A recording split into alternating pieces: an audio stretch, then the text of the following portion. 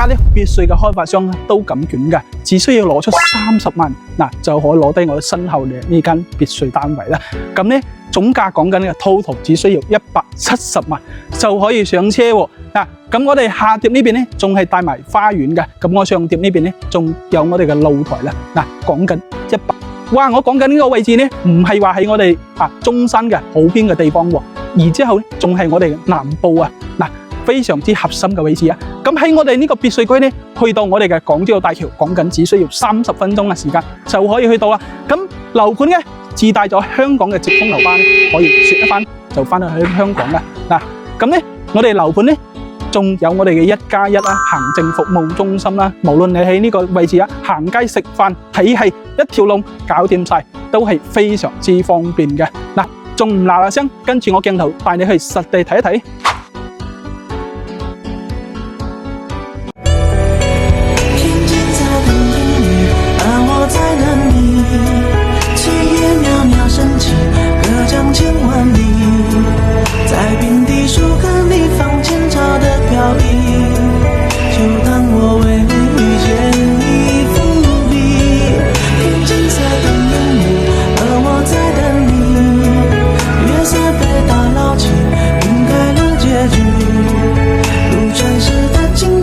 咁我哋入門呢個咧係做咗個屏風啦，入戶花園嘅呢個位置啦。咁1樓咧係帶咗一間房啦。咁我哋呢個長者房咧佢就係做咗一個榻榻米嘅位置啦。如果老人家住呢邊咧將佢個風格換一換就 OK 嘅啦。單位咧係做咗個開放式嘅廚房啦，呢邊可以擺翻一個雙開門嘅雪櫃都係 OK 嘅。呢邊咧做翻一個吧台喺呢邊飲下酒喺呢邊。好啦，咁1樓呢邊係餐客一體啦，咁仲帶咗個雜物房，1樓呢邊係帶埋，仲有一個衛生間係 OK 嘅。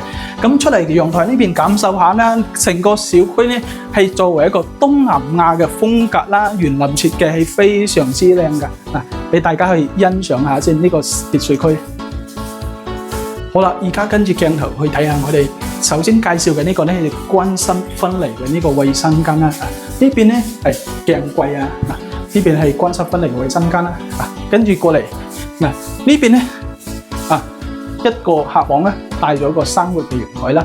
咁跟住過嚟咧呢邊話仲有我哋嘅第2個客房嘅位置啦。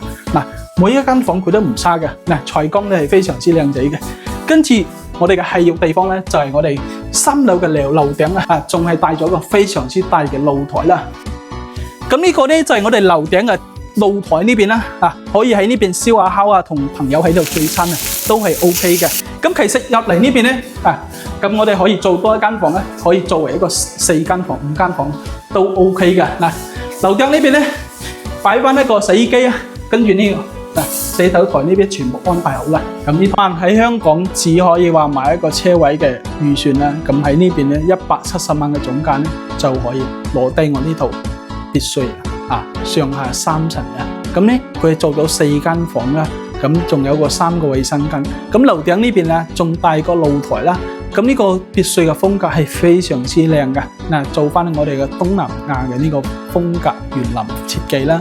咁呢個 location 都係好方便嘅喎，30分鐘嘅時間咧就可以去到我哋嘅香港嘅港珠澳大橋啦。咁翻香港都好方便啦。咁我哋屋苑嘅門口呢邊咧，咁自帶咗香港嘅直通樓巴啦。